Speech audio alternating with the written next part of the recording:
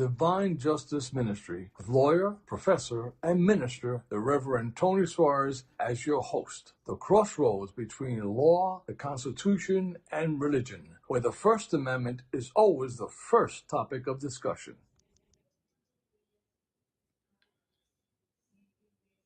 Welcome, everybody. I'm Reverend Anthony Tony Suarez, and host of Divine Justice Podcast. And with me here today is my co-host, Steve Alsina, our financial advisor and the voice of the people.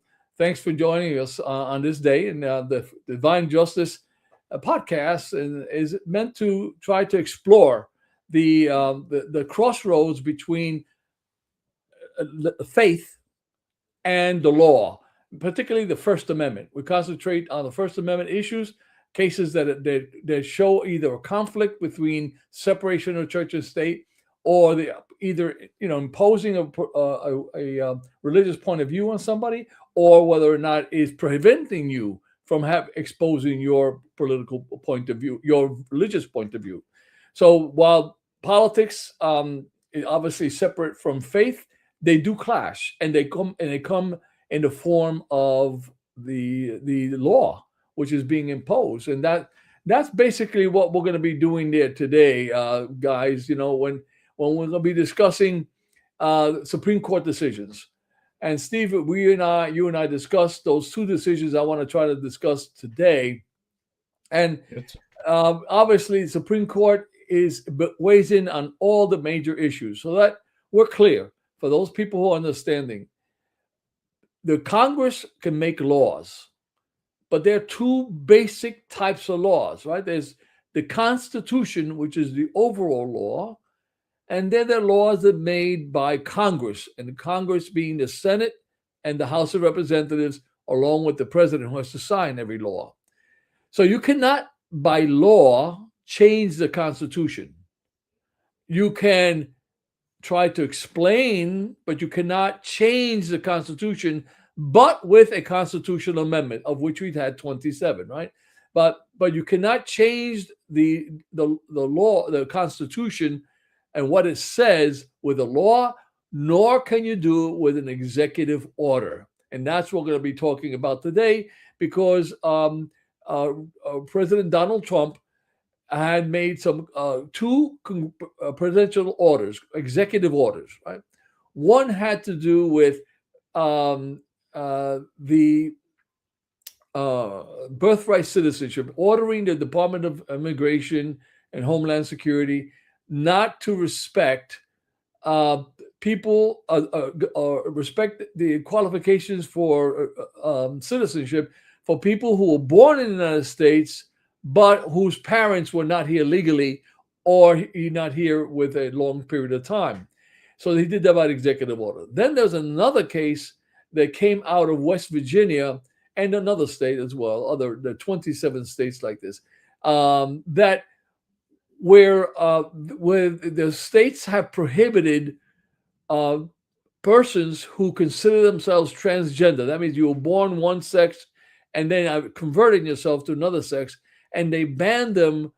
The state laws have banned them for participating in sex and athletics of the other sex. So you're a boy, you must play in boys designated activities.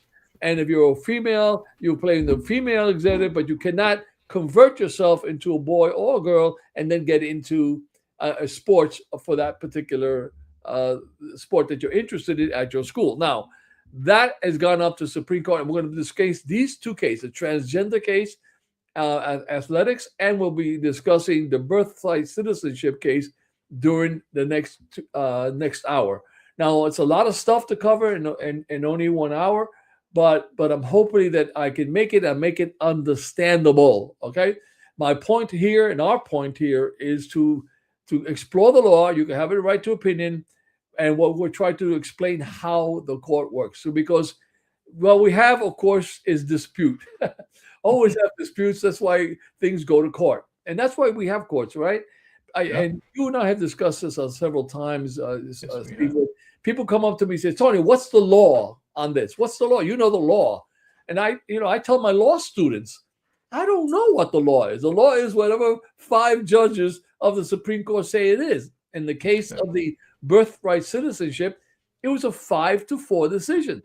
So if you believe this, the 14th Amendment does not protect people born here, you have 4 judges of the Supreme Court, heavyweight authority, right, to say that you are right. But if you believe that the birthright, the 14th Amendment protected everyone who's born in this country, then you have 5 judges who said that you were right. So that because it's 5-4, you win, and that becomes the law. So that is how we make determinations in this country. Now, you and I did a previous show, and those of you who are interested, you go back to our shows and look at them on our YouTube channel.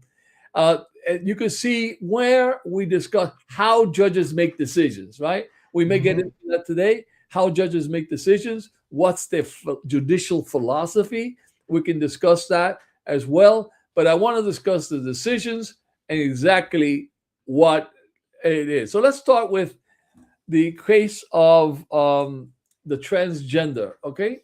And the transgender case had to do West Virginia versus BPG. Let me put that banner up so that people can see it. And if they want to check it out, they can. And here's the name of the cases that we'll be covering today. West Virginia versus BJ, Supreme Court of the United States. Also, Trump versus Barbara. SCOTUS stands for Supreme Court of the United States, right? SCOTUS. So we're going to be discussing these 2 cases. And it has to start off with the concept of a young man from West Virginia who, from the age of 11, believed that he was born to be a girl. And he began the transition by taking hormones and to reduce his testosterone outlay and also puberty, delaying puberty, so that he can make the transition. By the time he was in high school, he wanted to play sports, and like every other kid wants to play sports, but he was banned because in West Virginia, like in other 27 states, I think it is, in 27 states, they do not allow transgender persons to participate in sports from the other sex.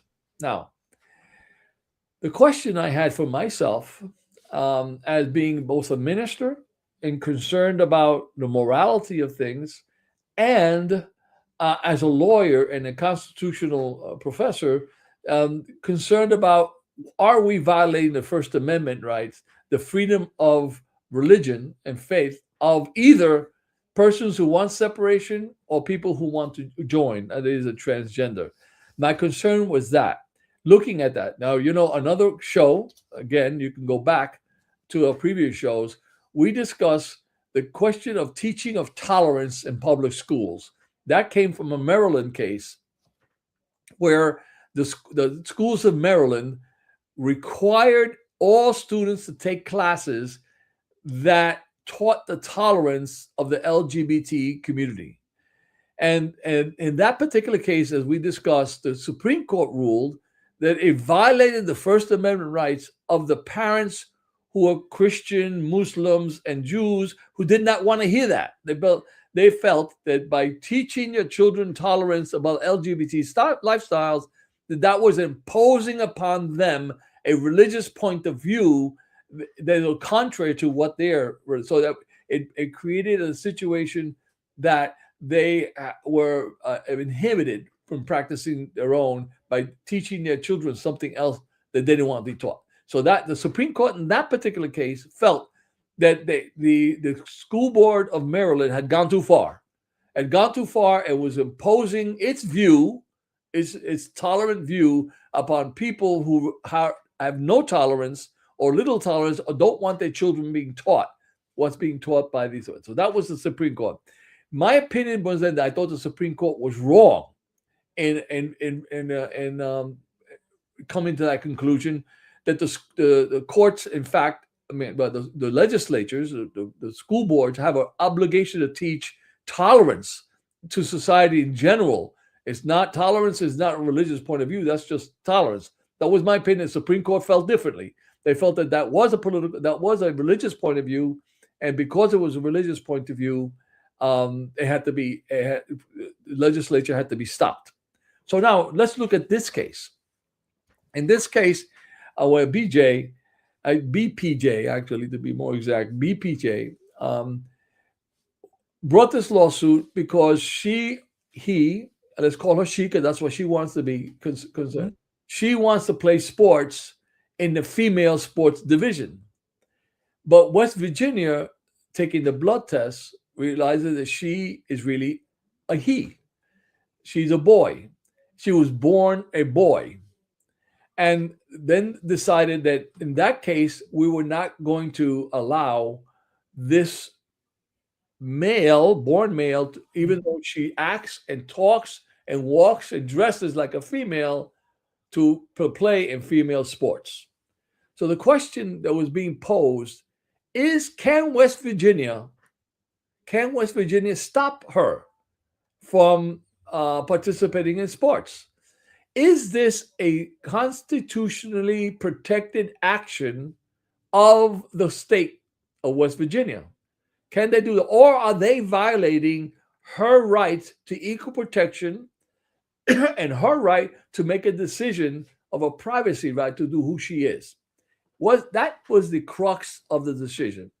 So in order to get to a determination, the court has to make an analysis. And that's where I was looking for. Was this a moral analysis, or was this some sort of other legalistic analysis?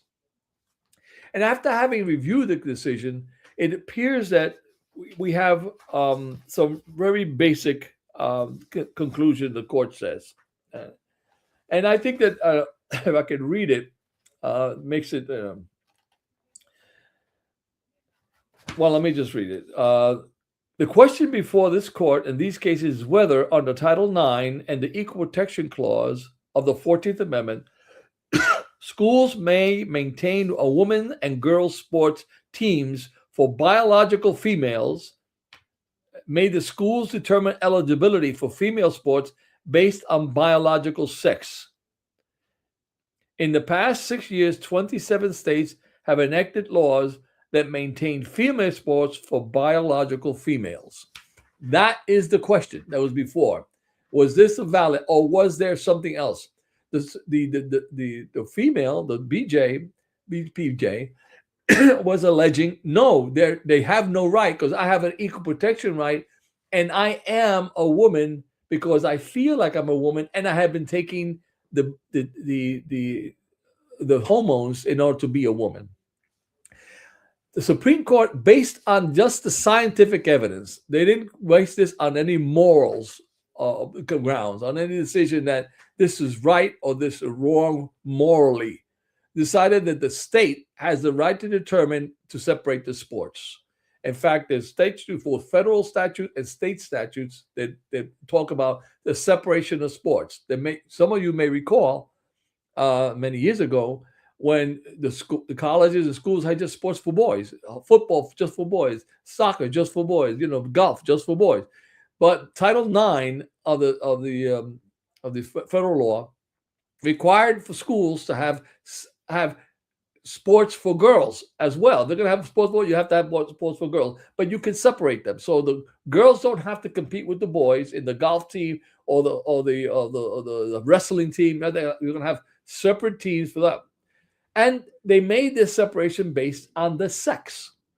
The sex is not a subjective matter. Sex is a biological, mathematical, right, a determination of who you are.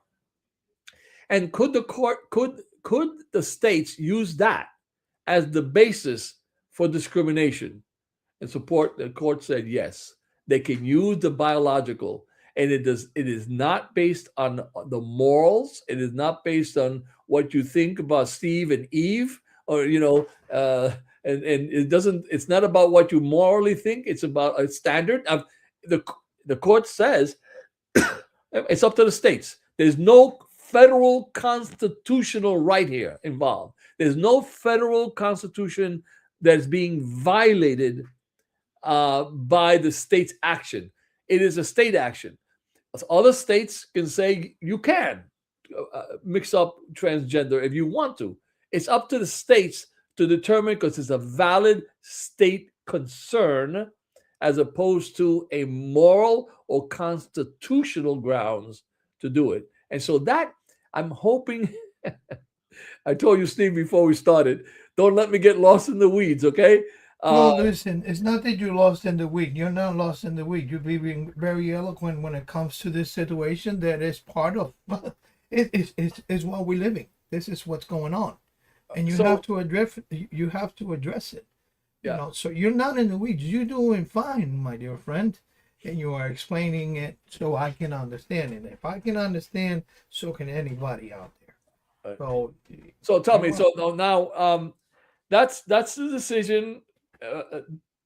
That's my analysis. Basically, I do agree with the Supreme Court that they've reached a conclusion that makes logical sense. You may not like it, okay? Those of you, my friends, and you know I have phew, dozens, dozens, and dozens of gay friends, yeah. and um, and of course I'm very pro um, allowing people uh, who are gay to express themselves in any way they want because that's who they are. That's how God made them, in my opinion, right?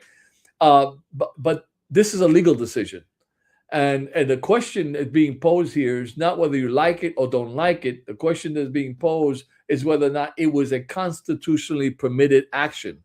So if you live in a state like West Virginia and you don't like it, there's an act you can do. Go to court, go to vote and elect people to change the law, the state law. But you are not going to be able to go to the federal constitution to change it there. That's basically. I'm hoping that makes it clear. What do you think, Steve? Did I make it clear? You made your point of view clear, and you made what the Supreme Court did clear.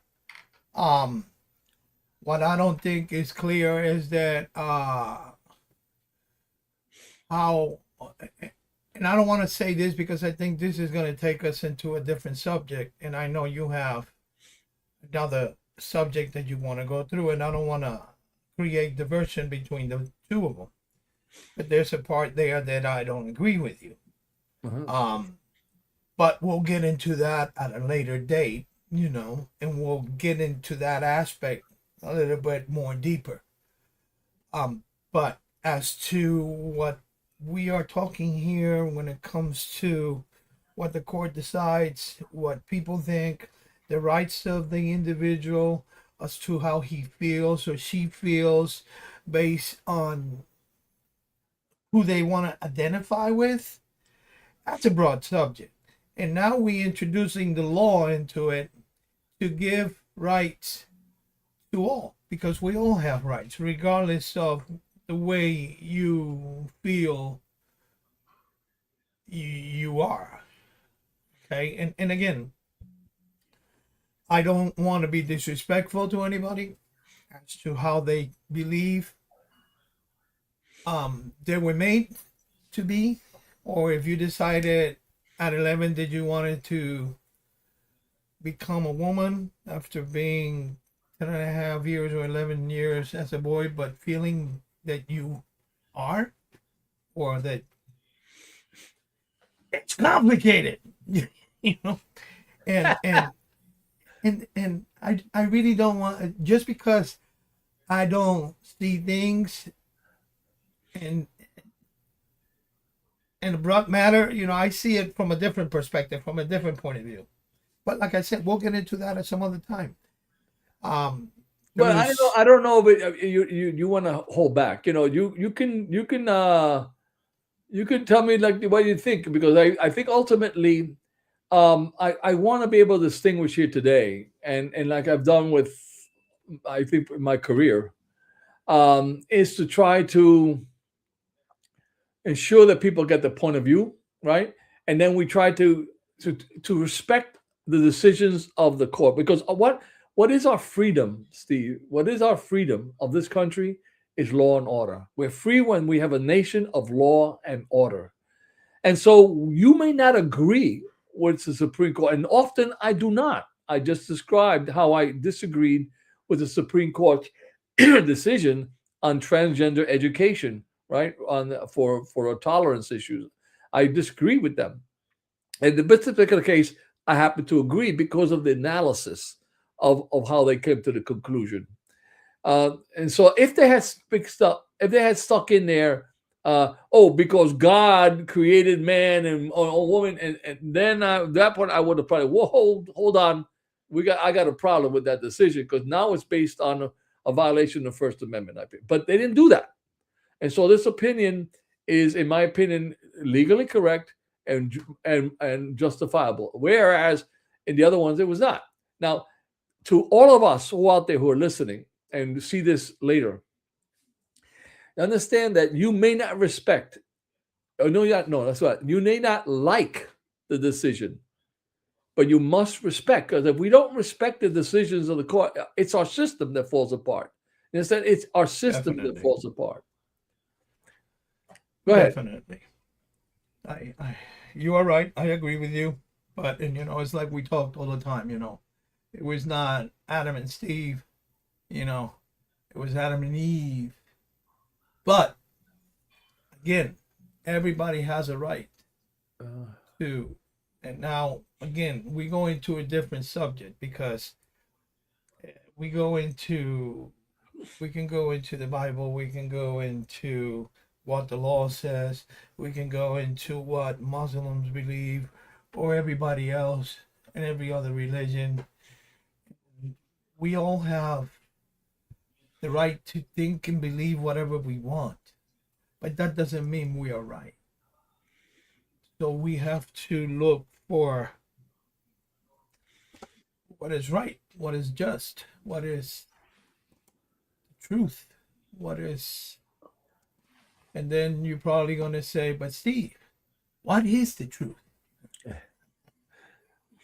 Well, okay. I mean, I think that I've explained the case. We could always come back to this if someone wants to bring back this issue.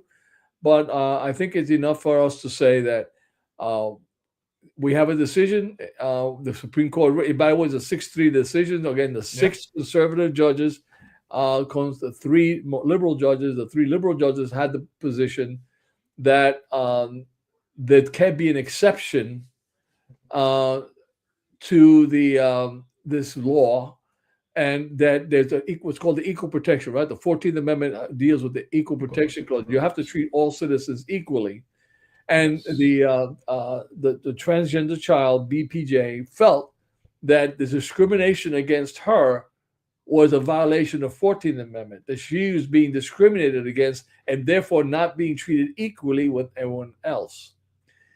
But we do, as we've discussed in other shows, discrimination is not illegal unless it violates certain rights, right? So you have the right to discriminate so long as you don't use it in the public place. So if you're in your house, if you in your house and you don't want to let any Puerto Ricans in, you have the right to do that, all right?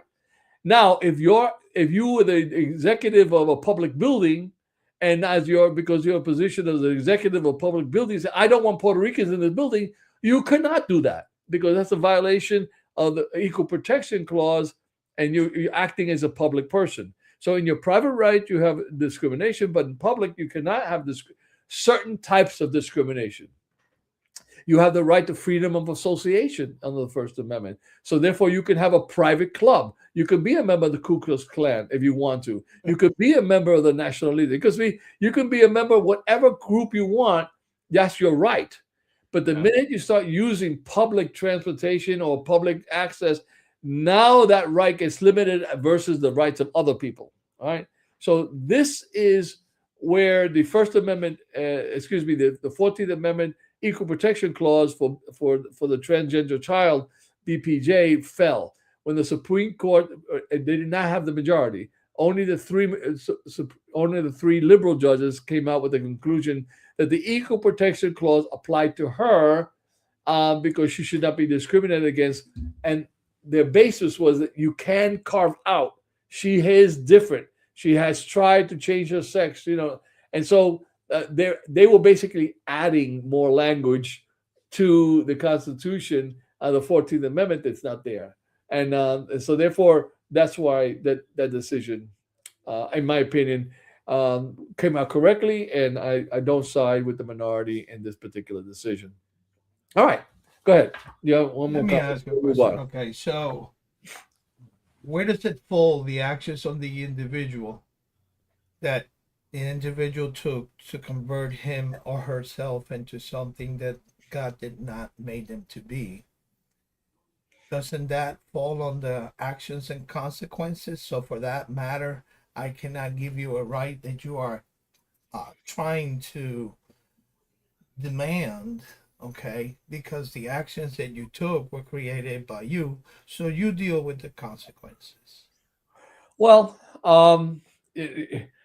I have to start off with your analysis about what God makes you to be, right? Because you, you as an individual, as you manifest your, I think of us, all of us are manifestations of God. It's my Oh, view. All definitely. right. So, but we're manifested in many different ways. You see my physics. Do you know whether I'm right-handed or left-handed? You don't know. I know you're left-handed because you told me, but I didn't. If I look at you, I can't tell you right-handed or left-handed. So, merely because I look at you and you look like a man doesn't mean that in your brain you are wired differently. All right, I can't tell that. So You, so God creates us. Some people like red, other like blue, right? You like a fat woman, other guys like skinny woman. I mean, yeah, como dicen, para eso hicieron los colores, right? For that, and that's that's why why we we have. make colors. Everyone has different likes and different things. So I think God, when He makes us with all that combination. The DNA combinations could be in the billions of different ways that do the combination of DNA. So I think that God makes everybody the way they are. They're manifesting themselves in the way that they feel, and I think that God made them. All right. You know, you So the case of reiterate. that BJ, I think God made her physically a man, but mentally a woman, and that's how they're manifesting themselves. Now, Okay. that being said, can the Uh, state can the state make a determination of difference between boy and girl? And again, if I get into what I just described to you, my description of a God manifestation, that's theological, right? That's religious. That's a yes. theological decision that I'm making as my interpretation of what God is like. But that's not how I want the country to rule. I don't want the Okay. Supreme Court to be making decisions based on Tony Suarez's religious point of view, no on Steve Alcina's religious point of view, no anybody who's listening to his political point of view. They've got to make it on the law. And the law was based not on a theological or religious point of view, but basically on what we can prove with today's science. Now, tomorrow's possible. Scientifically we can prove that people who are gay were born that way with a gene. They haven't done it yet. I think it will come eventually, but we don't have that scientific evidence today. And so, can West Virginia make a determination based on the science of today that a boy is a boy and a girl is a girl, no matter how they may think about it in the whole person? That I hope I made that clear. I really got deep in the woods there. Okay. Well, let me tell you what I. Okay. Uh, we both are individuals that deal with facts. Right. Okay. We both are individuals that are, we're honorable and just and all that. Psalm 139, okay, speaks about how God knitted you in your mother's womb. A perfect being that is God, knitting you in your own mother's womb. Okay. That there's things that, now talk about science. God is scientifically the best Uh-huh. at science. He created science, as far as I'm concerned. There's a thing called, I told you about this a while back. Uh, and let me just go in here real quick. Sorry, but I'm gonna show you this. Give me a minute, my dear friend. And I apologize. Okay. But let me insert this little thing that I got over here to be able to show you what I mean. because we're talking about science, right? Uh-huh. And science is God. Okay. This little thing right here is called laminin. Okay. Mhm. We all have this. Okay. Did it come out? Were you able to see it? The Supreme Court building? No, no, no. Well, that's what I'm looking at right now. Okay. Well, that's Let your me move call. that. Okay. There Okay. you No, go. you don't have to remove it. Let me Okay. Oh, okay, there it is. there it So, is. there you go. There it is. There it Okay. is. Laminin. Okay. This is laminin. Laminin is the motherboard of the science of the body. The body is cells. The body is nerves. Is the body is complicated, very very complicated. So, God, being the father of science, okay, created this little master cylinder right here, okay, Uh, which is the motherboard of the human being. Without this, our cells do not work. What is that? In the shape of a cross. Okay, fine, great. Let me go a little further. Okay, um, when God needed us in our mother's womb, He made us perfect. mhm. Perfect. The body is perfect. It heals itself. Mhm. It needs recharge. We rest and recharge. We are a walking CPU with everything that we need to be able to execute Okay. whatever it is that we want to execute based on God's plan, right? So let me cut this real quick. This is when, and I don't want to divert because I know you have another subject that you want to get into, Uh-huh. but this is the way I believe. This is the way I think. Right. Okay, and I'm not trying to be disrespectful to nobody. Oh no. When somebody tells me that they believe this or they believe that, that's all fine and dandy. That has to do a lot with the raising, the way you were raised, the ways you were taught, the things that happen. And I also believe that it has to do maybe some chemical uh, combinations of all the stuff that they put in our food that the FDA approves that we don't know what it is until somebody comes out with something and it turns out to be that that is affecting this cell or it's affecting this other cell. So I don't put past the fact that maybe we, okay, have in some way, somehow intercede into our laminin cell biological scientific system and alterated certain things, and that has created people that believe that they are this or people that have maybe mental issues. I have a cousin that was born a normal person, okay, uh, a virtuoso in the piano, okay. And when I mean virtuoso, this guy is virtuoso. What happened? One day he went cuckoo. One day he went cuckoo. And all of a sudden he's going down a hill butt naked because somebody came to see him and he got happy. He was not dressed. You see what I'm saying? Mhm. I don't, my faith is strong. Well, And I'm gonna close. I agree with you that God yes, made us perfect, but yes. my definition of perfect and your definition of perfect may be different. All right, of what is perfect. So Okay. even though you're left-handed and I'm right-handed, and most of us are right-handed, I'm not going to say Steve is imperfect because he's left-handed. So I'll leave it at that, and we can move Yes. on. Okay. And Sorry. okay. Sorry, I got a little carried away there. We'll move on to the second case, which obviously we're not going to have enough time to discuss, but we can bring this up at any time somebody else is interested in, and that is the case question of the birthright citizenship. The Supreme Court has determined that the Supreme Court has determined that. Oops, we got the wrong one. There we go. Good. I got the wrong You're one. good. You're good. Oh well, that Don't worry image. about it.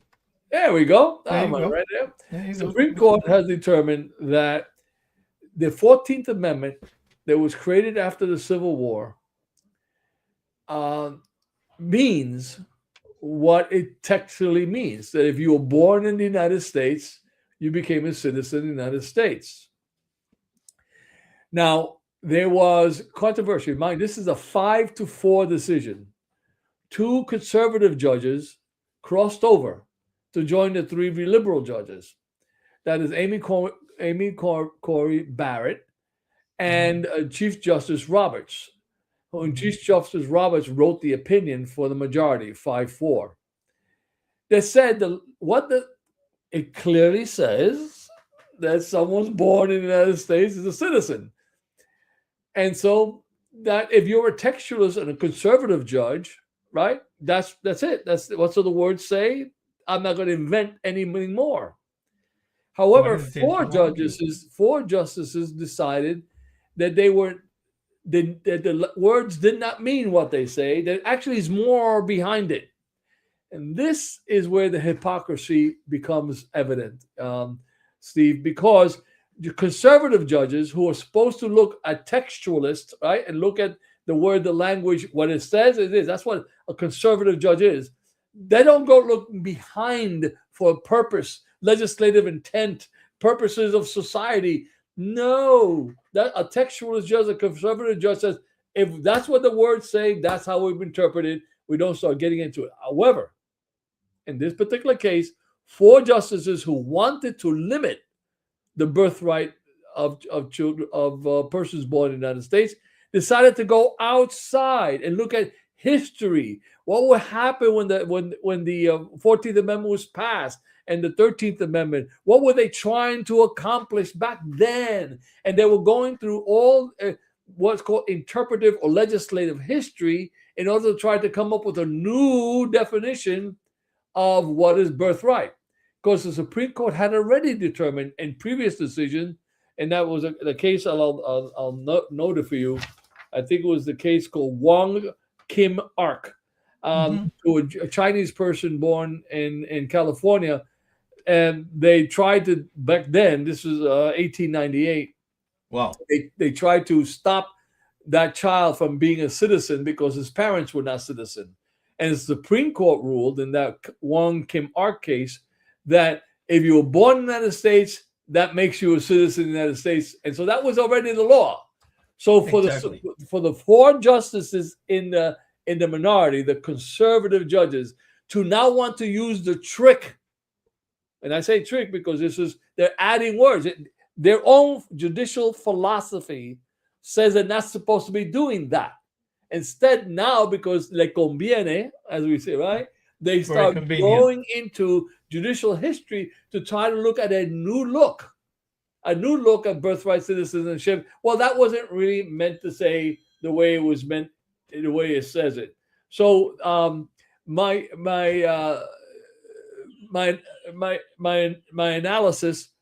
analysis was that this court was correct. I'm disappointed that it's only 5-4. You would have thought it would be a 9-0, right? If you have six conservative judges saying strict textualists, well, the words are the words, and then the three liberal judges who already were going to follow this from a humanitarian point of view, you would have a 9-0 decision. Instead, it's 5-4. And two justices who were in the minority wrote opinions that if you get into the details of it, it looks like if giving the rights to the Congress to change the law.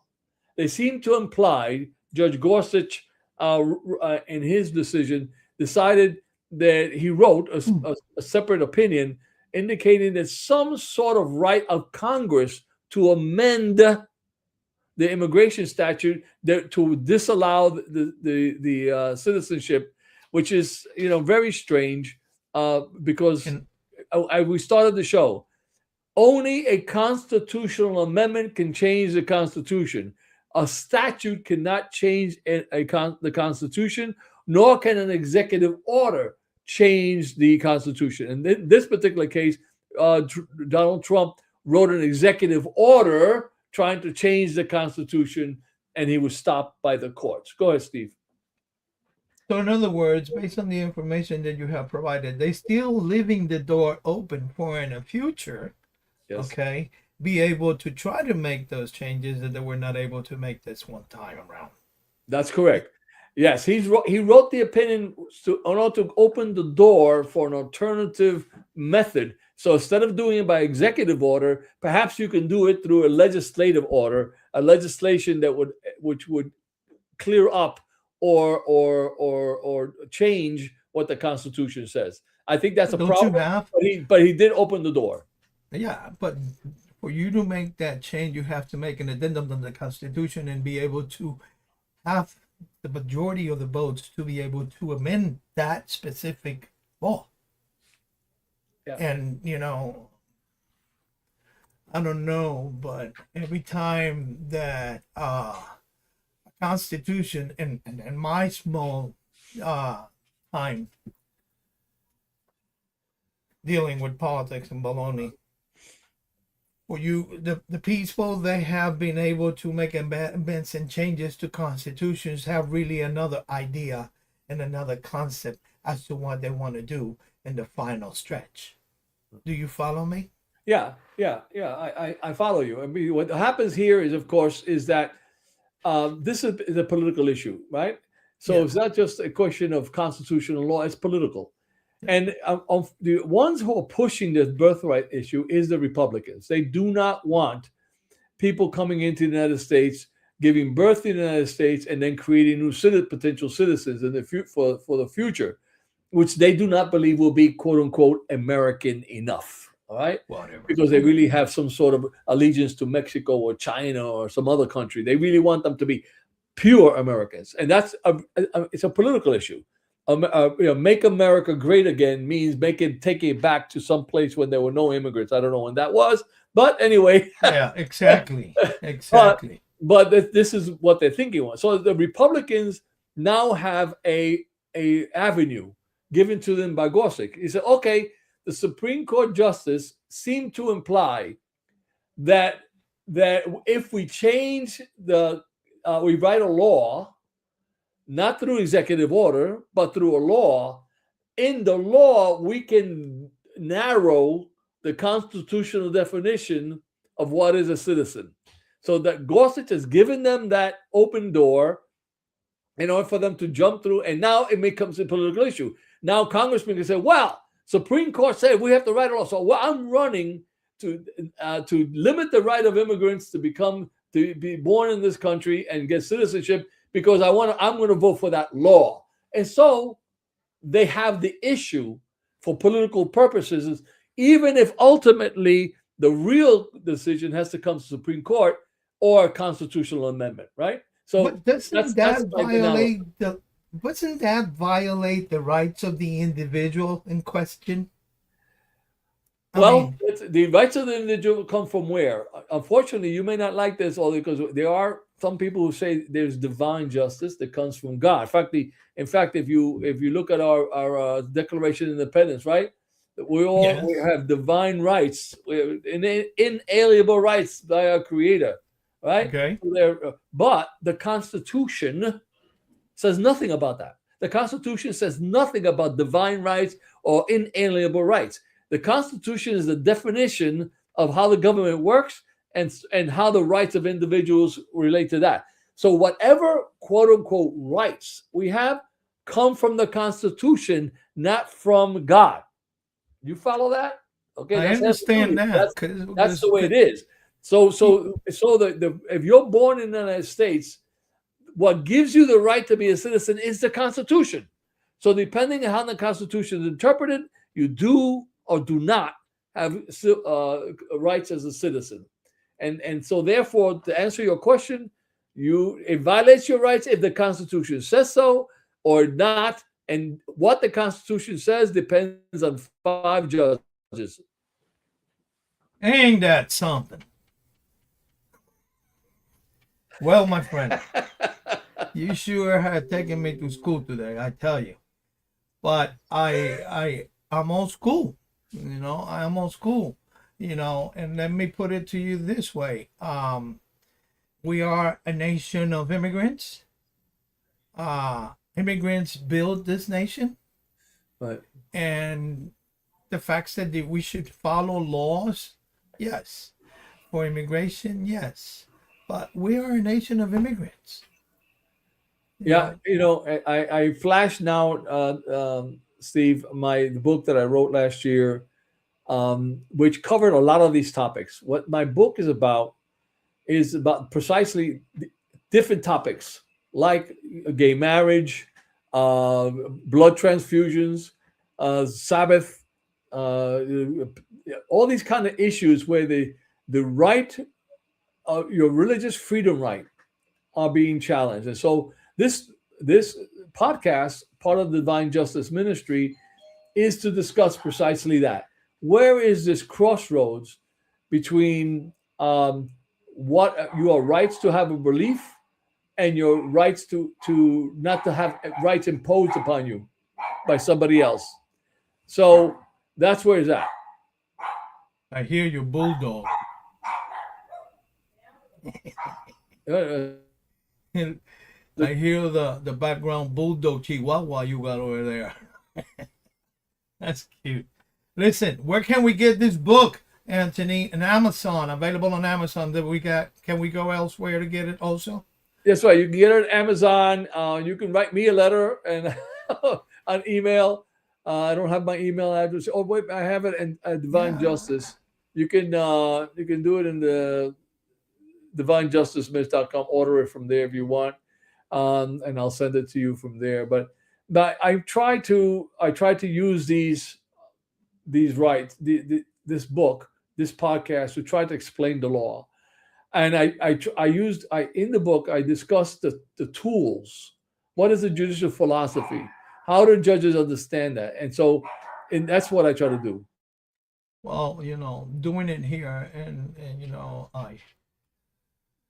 I gotta get your book. I haven't gotten your book, but we know why. But that's besides the point.